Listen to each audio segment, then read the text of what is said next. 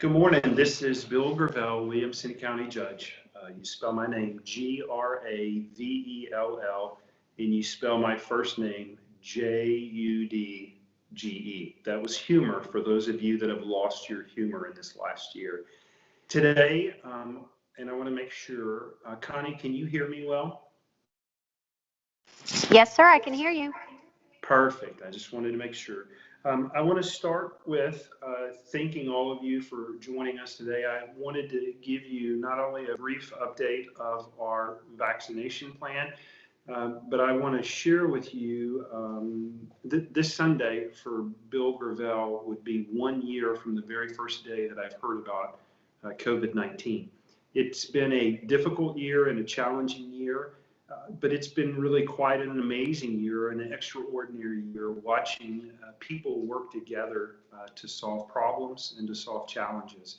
And part of what we're talking again about today is about the community coming together to solve the challenges that are before us. Unfortunately, this week we passed a couple of grim milestones. We had over 30,000 people that tested positive for COVID. Past 300 deaths. In fact, the latest number that I have for those that passed away in Williamson County because of COVID is 311. And I'm mindful that we're dealing with something that costs people their life every day. So to you reporters that are covering this and doing your job, just remember that when you do your work well, it saves lives. So we're really grateful for that. The purpose of the press conference today is to talk about caring one for another. In Williamson County, we began a vaccination plan, and we have been really quite successful in being able to meet the needs as best as we can with the vaccines that we have available. I do have some current numbers, and if you'll forgive me, the current number of doses that have been administered in Williamson County as of this moment are 34,678 doses. We've also been able to complete the second vaccine for a few thousand individuals. The county, along with our public-private partners, are working really in a very, working rapidly to meet the needs of our community.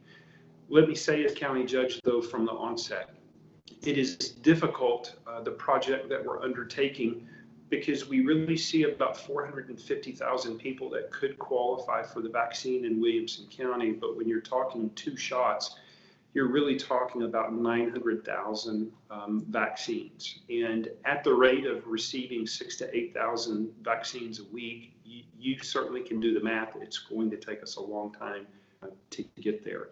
But we're working really hard. I'm very grateful to Family Hospital Systems and the mega site that they have set up at Kelly Reeves. One day this past week, they hit a record number of vaccinations in one day, and they topped 3,200. Family Hospital Systems has been amazing to work with, and using all of the resources they have to meet the needs of our residents. I will say this, though, with Family Hospital Systems, along with other providers that we're contracting with to open other mega sites. We can open all of the mega sites that we want in Williamson County, but until we get a significant amount of vaccine, it's still going to be fairly slow. We're grateful for the work that the health district, or Williamson County and City's health district, is put in. Not only were they able to complete the 1A category, but they are now in the process of circling back and checking on our nursing homes to make sure that we're vaccinating every senior. I think one of the disappointments that I have as county judge is just this week, we have discovered 4 nursing homes that have not even vaccinated. And so through the effort of the health district, along with our paramedics, and working with Family Hospital Systems, we're able to put in shots in arms of some 600 residents in area senior care facilities. So I'm grateful for their hard work. We're working really hard to reach out to those that are not able to get out, and coming up with a game plan a long-term game plan for vaccinating those that are homebound. What I want to share with you in the way of news is this. This next week, family hospital systems will be vaccinating on Monday and Tuesday at the Kelly Reeves site. And then on Wednesday, family hospital systems or Curative will be vaccinating at a new location here in Georgetown, which will be our Georgetown High School football stadium parking lot. If Curative is ready to go, they will run with it this week, and if not, Family ER will take it for one more week. The goal of the county is to have family hospital systems manage kind of the west side, and then have Curative manage a vaccination site in Georgetown, ultimately, as well as opening a vaccination site at the Dell Diamond. We have also asked some of our hospitals to help us, and this week we will be transferring 500 doses to Scott and White Health Systems, Baylor Scott and White Systems, which will be vaccinating, from my understanding, at their Round Rock location. So the county through our hub receives a number of doses each week. And family hospital systems, myself and our senior team have conversations about where those resources need to be shifted, falling in the 1A and the 1B category. Much like discovering the nursing homes, when those were discovered through the health district's hard work, we were able to shift those vaccines to make sure that we could get shots in arms. The real purpose in today's press conference, and I'll certainly take questions at the end, is to talk to you about a new program that has been going for a few days, but that we will be expanding here in Williamson County. We refer to the program as VRTA. VRTA stands for the Vaccine Registration Technical Assistance Sites, the VRTAs. And let me explain from a personal story why we need VRTAs. In Williamson County, right now, we have 81,282 senior adults that are age 65 and older. As of just a few moments ago, only about 3,000 of those individuals have been vaccinated. This past week at Sun City, where our first VRTA site was set up, and really what it was county employees and volunteers helping senior adults who couldn't operate technology, who didn't have technology, helping them to be able just to register to get a shot. And by the way, the VRTA centers won't be just for senior adults. It's for anyone who needs help and assistance in signing up for the vaccination. Just this past week, a wonderful lady that I've known for years was standing in line, an honorable woman. She was tense, she was frightful, she was scared. Her husband had passed away about 4 weeks ago, and she just couldn't figure out how to get online and sign up, or if she was even really signed up. And what we've learned through the vaccination mega sites is that there's a percentage of our population that just needs not a handout, but really a hand up, and helping them operate the technology so they can get on the list. With the VRTA sites that we've stood up, we're using county technology because we want to assure that all of the data that is put in there is kept confidential. But we are seeking partnerships with area churches. And this week, the VRTA Center will continue to operate in the Sun City Ballroom, even though we're moving the vaccination location over to the football field, to be able to assist anyone who needs to sign up for a vaccine. It is our plan that next week we will stand up a VRTA Center in Cedar Park and simultaneously in the city of Taylor. We're really grateful. We have area churches that will be making their facilities available, and in the days ahead, we will share that information. And churches as well will be providing volunteers to help our neighbors.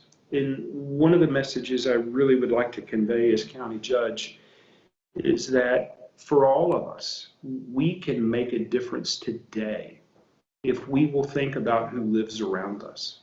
Many of us have helped our moms and our dads and our grandmas and grandpas sign up to get on the list for vaccination. But my question to you is, what about the neighbor that lives to your left, or the person that lives across the street?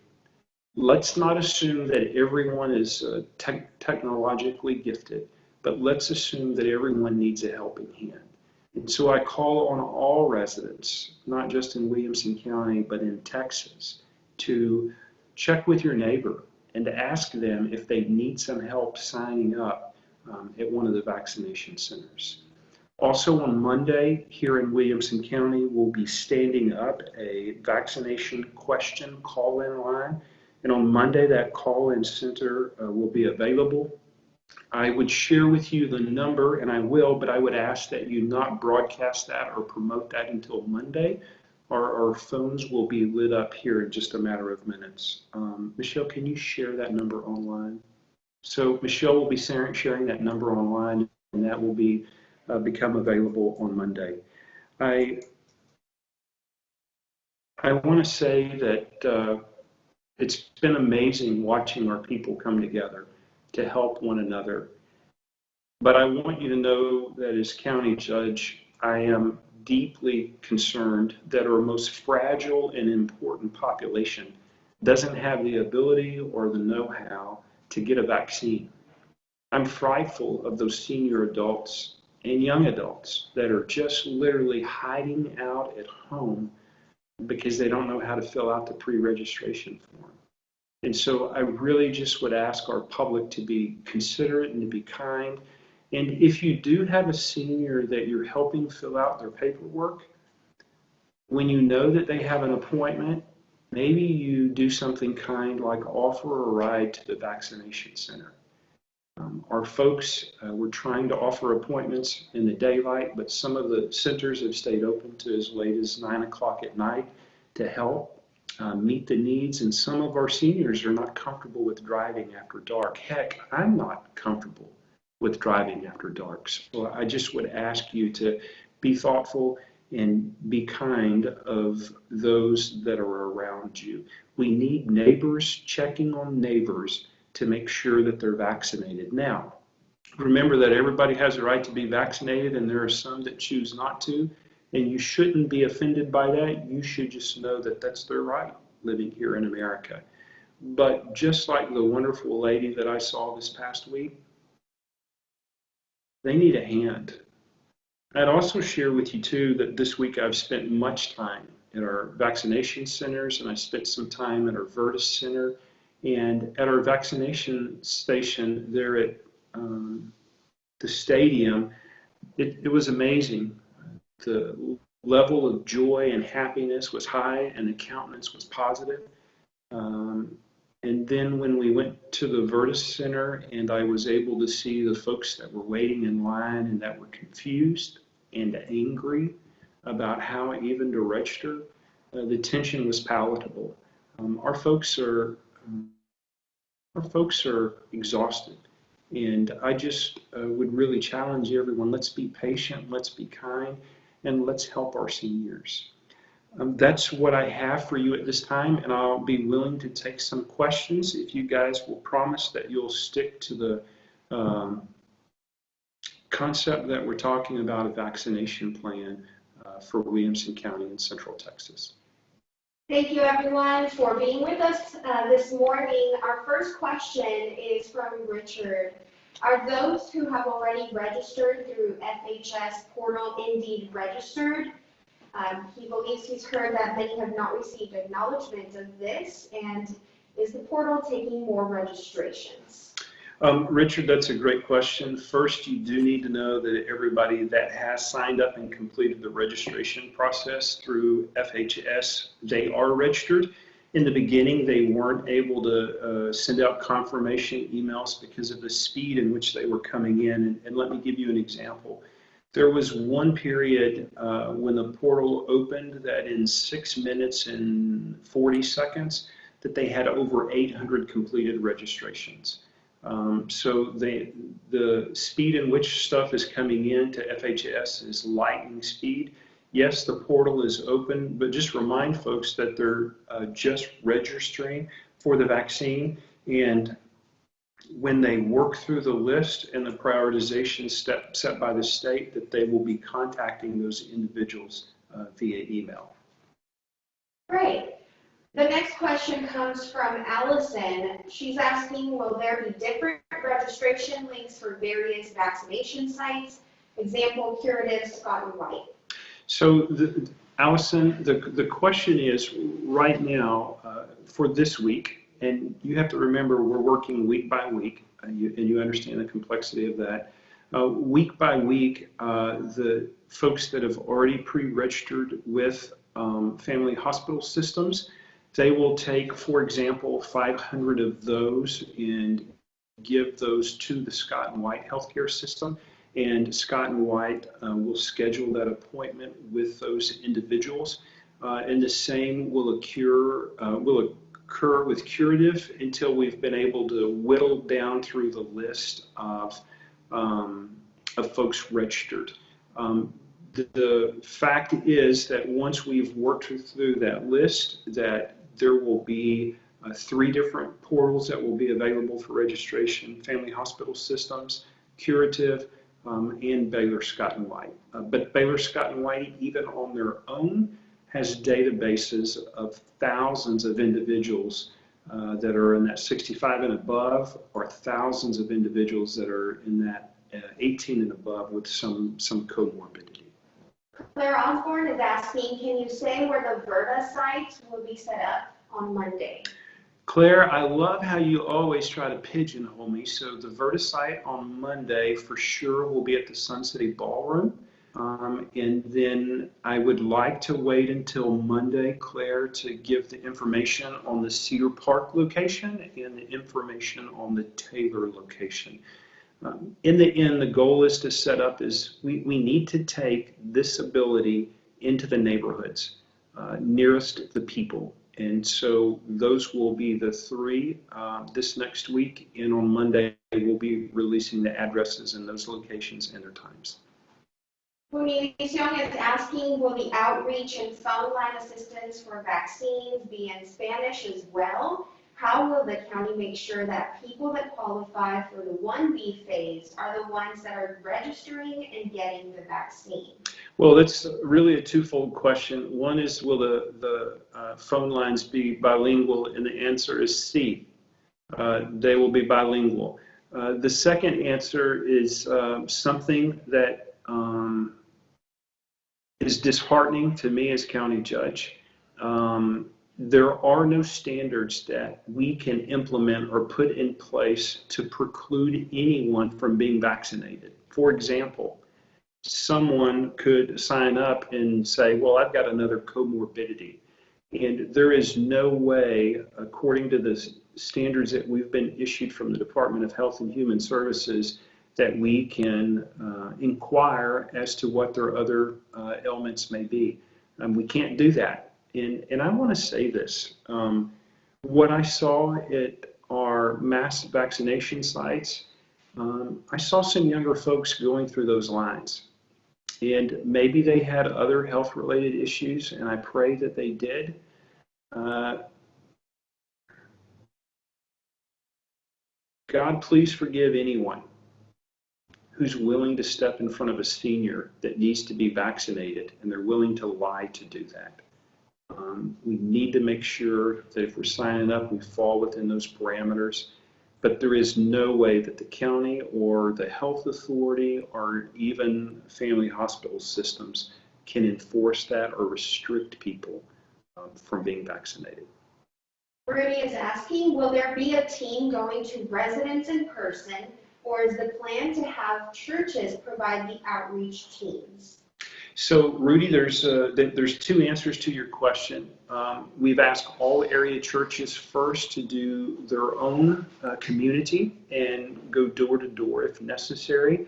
The second part of your question is about vaccination to seniors.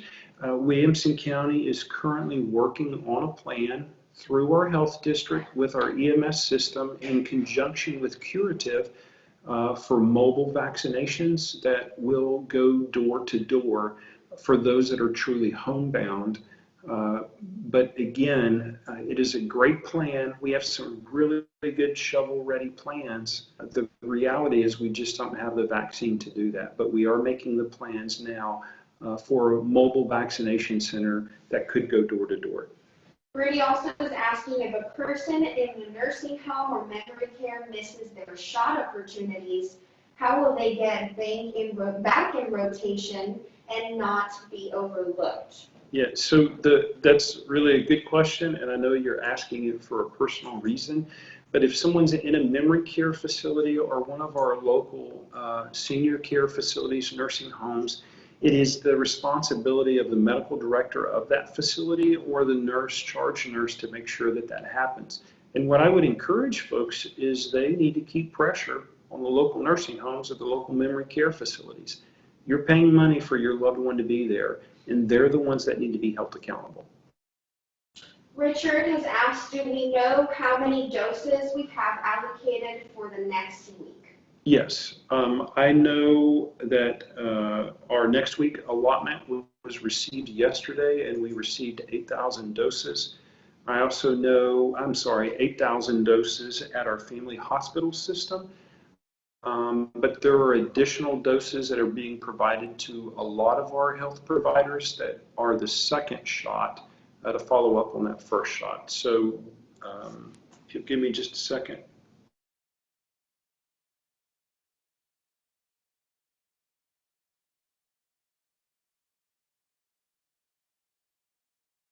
Richard, I love that I can see in real time where we're at. I know this week is week 7 and that there were a total of 10,375 vaccines allotted this week. And I know for next week that there was somewhere close to 15,000 vaccines allotted beyond that, including the family hospital systems dosages. Williamson has asked, will the county use second doses for first doses with the expectations that they will get more doses? I want you to know that we are putting shots in arms within 5 days, which is the state standard, and in most instances we're doing it within 3 days.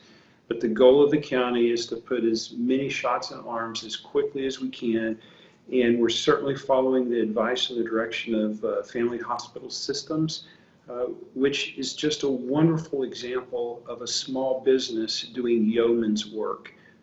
We are not delaying, we are not holding back doses, we are putting shots in arms. And we will at this time take one final question. If there is anyone in the group right now that would like to put that question on the chat. In the meantime, I would also like to share that we do have an FAQs in Spanish that can be found on our coronavirus website, and I will share our website here on the chat. The second portion of Williamson's question was, how will people be notified for their second dose?